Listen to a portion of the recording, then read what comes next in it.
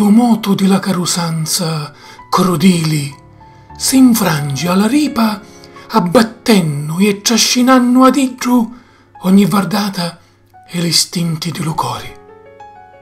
Oh, già donna, aurosa valchiria, bella, raffinata, sensuale capriccio e delizia dei sensi.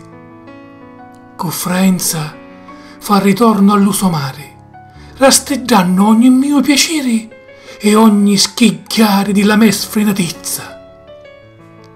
Non mi fa essere mansueto, avanti la sobbiudezza, mi costringe allo contagio la delizia delle sue labbra, l'occhio bello bottoni di rosa. Oh, già donna, incantevoli vocazioni di la sensualità.